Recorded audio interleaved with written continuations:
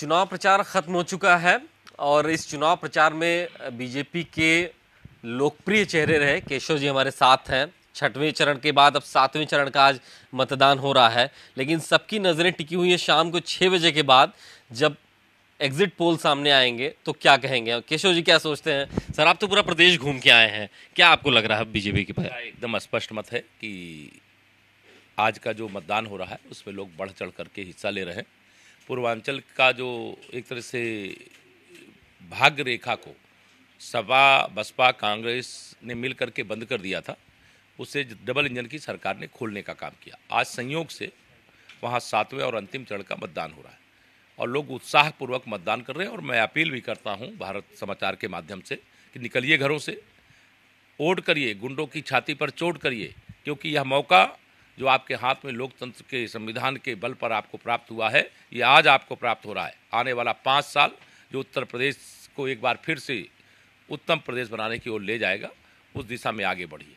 और जहाँ तक चुनाव की बात है, चुनाव में हम लोग बहुत मजबूती से लड़े हैं, बहुत शानदार परिणाम आएगा और एक बार फिर से सुशासन, विकास और सुरक्षा प्रदान करने वाली उत्तर प्रदेश में सरकार बनेगी। 2017 में आप बतौर प्रदेश अध्यक्ष आपने जब काम किया, दौरे किए, तो कई बार मुलाकातें आपसे हुई, तो आपने जो कहा लगभग वही रिजल्ट आया, वही नतीजा आया। इस बार आपका क्या आकलन है? आज भी मैं उस आकलन से बाहर नहीं हूँ। आज भी मैं ये कह रहा हूँ कि हम लोग 300 का जो पार का आंकड़ा दिए हैं उस आंकड़े पर कायम है और जनता का आशीर्वाद उसी प्रकार से हमको प्राप्त हो रहा है। विपक्ष बौखलाया हुआ है। श्री अखिलेश यादव जी का तो मुझे लगता है जैसे मानसिक संतुलन ही बिगड़ा हुआ है। वो लगातार, मैंने देखा कि चुनाव प्रचार के दौरान सपने देखते रहे 400 सीटों का, और उनके ये सपने चूर चूर हो रहे हैं। जनता चूर कर रही है, किसान चूर कर रहा है, मजदूर चूर कर रहा है, नौजवान चूर कर रहा है, क्योंकि वो जानते हैं समाजवादी पार्टी की सरकार का मतलब है गुंडागर्दी, अपराध, दंगे, जातिवाद, भर्तियों में भ्रष्टाचार, विकास कार्यों में भ्रष्टाचार।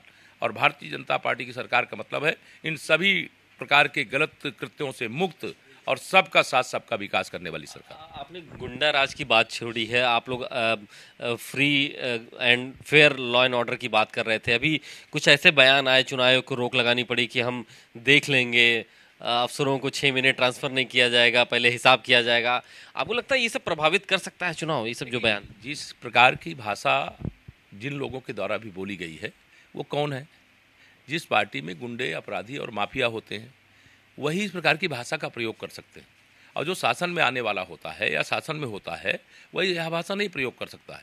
क्योंकि हमको तो जब शासन में हैं हम और शासन में आने वाले हैं, तो हमें तो ऐसे लोगों के खिलाफ कार्रवाई करनी है, क्योंकि हमें अपराध नहीं चाहिए, यहाँ लोगों को सुरक्षा चाहिए। 24 करोड़ लोगों की सुरक्षा का कवच भारतीय जनता पार्टी की सरकार है।